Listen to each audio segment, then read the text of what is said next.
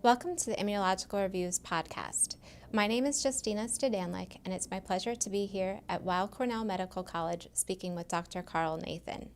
Dr. Nathan is the chairman of the Department of Microbiology and Immunology, the R.A. Rees Pritchett Professor of Microbiology, and the director of the Abby and Howard P. Milstein Program in Translational Medicine.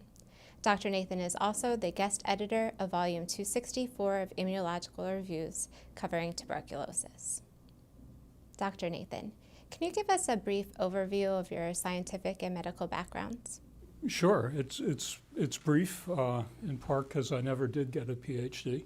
On the other hand, I did start working in research in summers after ninth grade in high school. I spent 5 summers in a lab at NYU Medical School and learned about inflammation. Got very interested in that and continued taking extra time for research at Harvard Medical School. But I got a straight MD, got boards in internal medicine and medical oncology, and regret not having a PhD. So I can't really claim to be an immunologist or a microbiologist, but then I don't have the responsibility of being an immunologist or a microbiologist either. I think I'm a humanist. When you began your training, your goal was to treat cancer.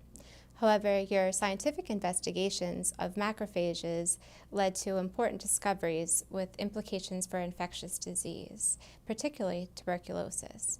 Can you tell us how your interest developed over time? Sure, yes, I was very interested in treating cancer, and as an oncology fellow, I got very frustrated with the tools and knowledge that could shape the development of new tools that we had at the time.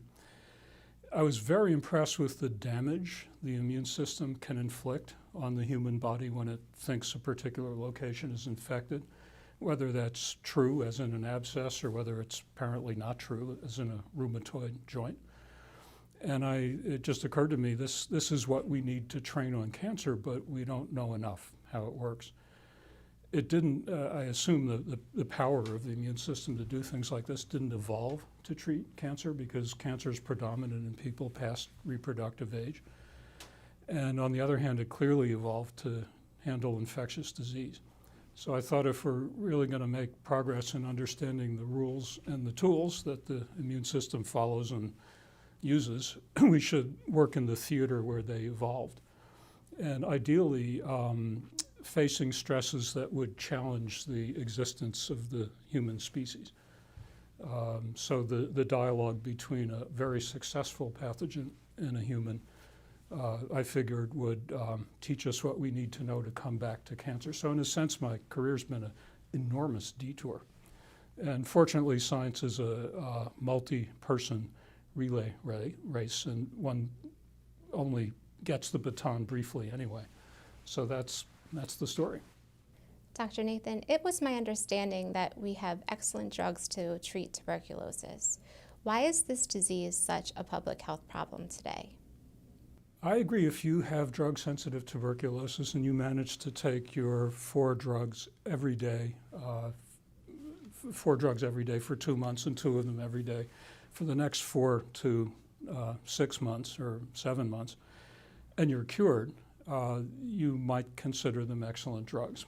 But from another point of view, they're really not. The vast majority of them were developed many, many years ago, wouldn't pass today's safety standards. They're toxic. That's a lot of drugs for a long time. They make people feel either immediately better, which encourages them to stop, or worse because of the toxicity, which encourages them to stop. So it's very hard to finish. So actually, there are very few infectious diseases that are so difficult to treat in the sense of how long it takes to take combination therapy or any therapy.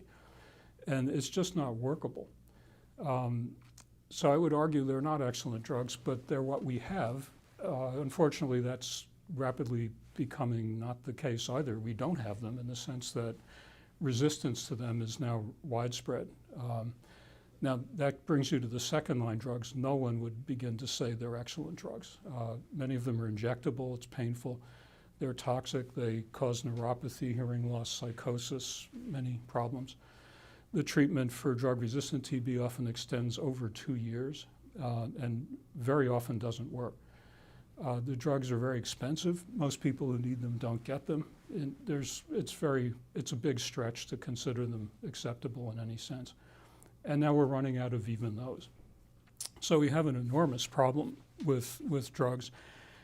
And that's just the scientific and pharmacological problems. There are ancillary societal problems like counterfeiting, or don't have them at all, can't afford them, combined with great dearth of capacity for drug sensitivity testing and serious shortcomings in how to tell whether a new drug works, short of a multi-year, very large, very expensive trial.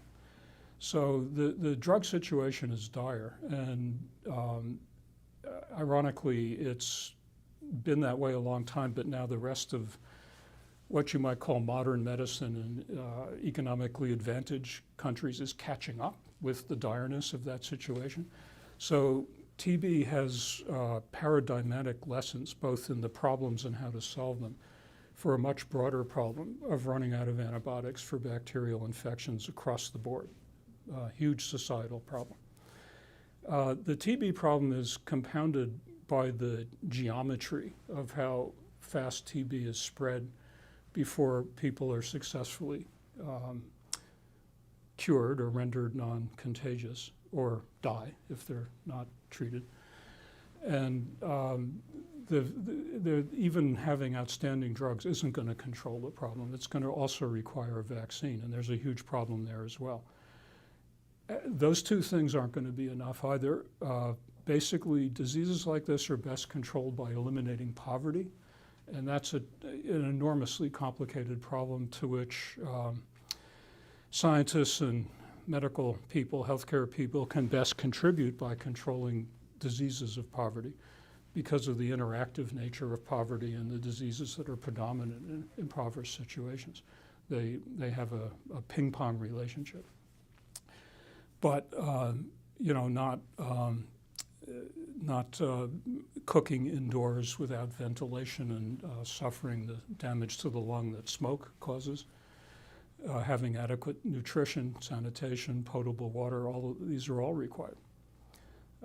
Huge problem. And then there's a fourth leg of the problem, which is predisposing medical conditions. You don't need a predisposing medical condition to get TB, but your risk of getting TB and having it be hard to treat is greatly exaggerated if you have HIV or if you're diabetic. The HIV pandemic is enormous, but it's coming under control, but its place in the TB problem is being taken by the rampant spread of type 2 diabetes chiefly. So lots of problems. I wish the word excellent could be more fairly attached to anything in TB. In Volume 264 of Immunological Reviews, you have assembled 24 review articles from leading investigators in the field. What will we learn from reading these articles? I love these articles. I think they succinctly, in some cases brilliantly, reformulate the parameters of our ignorance. And I don't mean that to be amusing. I think that's absolutely essential to go to the next stage of success. So I think we're able to put specifics to questions I'll just state very broadly. How is it that every known element of the human immune system is mobilized against TB in someone who has TB in normal immune capacity, and yet it's not controlled? How is it that people who we can't tell apart phenotypically at the outset inhale this bacillus and have such disparate fates, ranging from no trouble at all to a latent infection that might actually help them cope with other conditions like allergy and atopy, or even cancer, that is preventing it, to people who have acute disease that spreads all over the body and is a complete loss from TB's point of view in terms of them being desperately ill but not contagious, who succumb to it. And then people in whom it's quiescent for decades and then reactivates, and they become carriers to others and enable the bacillus to achieve its own goal of propagation. We don't understand that. I mean, a lot of knowledge is gathering, and there's beginning to be a way to penetrate that mystery, but we still don't understand it. with greater depth of immune sophistication, we can begin to ask whether we're paying not enough attention to non-protein antigens that are presented on invariant antigen-presenting molecules and might offer a different route to vaccines. Why don't the vaccines work? Where are the bottlenecks? What is the proper way to test them to find out what the correlates of protection are? I could go on. I mean, I think I think every chapter can be restated as a fundamental question. TB is one of a handful of diseases. I don't want to use the word elite, but in the sense that it has the predominant form caused by Mycobacterium tuberculosis itself has no other, that pathogen has no other natural host but humans. And it's been with us for many tens of thousands of years. So we and it have co-evolved. And it is a book, or a mirror, let me say, in which to learn what the human immune system is really like in action. And so I think that's what these chapters do. They are the mirror. It's a little foggy still, but it's beginning to take shape where we can look and see ourselves as an immune organism. In the review you co-authored with Dr. Berry, you emphasized the importance of immunologists working collaboratively with others in the drug discovery process. Can you tell us a bit about the efforts that you and others are undergoing, and can you envision what will be required to effectively control or eliminate tuberculosis? Well, the effective control or elimination of tuberculosis is bigger than the problem of finding new drugs, as I mentioned before, and it's going to require a new vaccine that's effective, and other efforts to deal with poverty and efforts to control HIV and diabetes and a lot of other things. But on the drug front, I think what's really different now is important for drug discovery in general in the 21st century.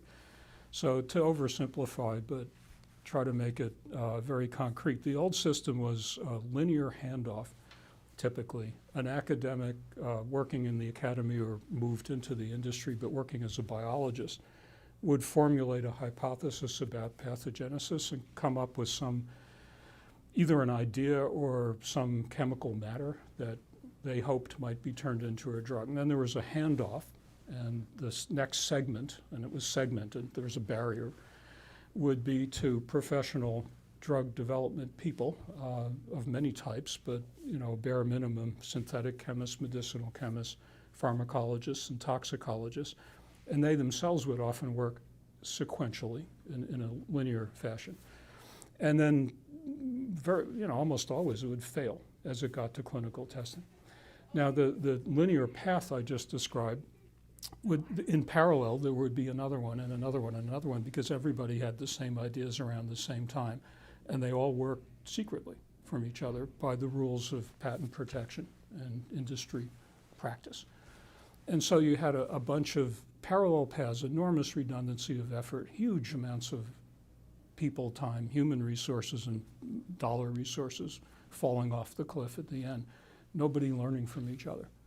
The new system is different it's networked in two different senses. One is the biologists and the drug discovery people, the professionals, work side by side from the beginning. The biologists are there to contribute their latest knowledge of what's going on and tools with which to probe and measure. And they're learning something about drug discovery, so their own efforts are more effectively focused. The drug discovery people are learning completely new ways of thinking about the problem from the very beginning, how to screen, for example. And the academics who would like to screen are learning what to screen and what not to waste your time on, and how to discriminate amongst the compounds that emerge from the screens. So within the pharmaceutical sphere itself, the medicinal chemists, pharmacologists, and toxicologists are working in parallel, not in sequence. So compounds that have a hope of progressing are identified and sorted earlier from those that are surely going to fail later, but why spend the money? Now that whole cross-hatched network is cross-hatched to the same efforts with the same goals at other companies with other academics, and it's all open. Everybody knows what's going on at the same time, and the risk and reward is shared in proportion as the knowledge is shared. It's completely different. And now, is it going to work? It's going to take a long time to find out if somebody was cured from TB because of drugs discovered through this approach.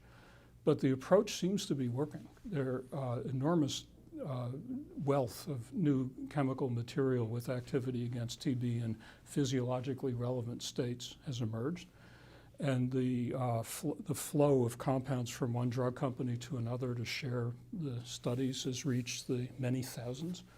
And I think this is revolutionary, and I hope it spreads. Thank you so much for talking with me today.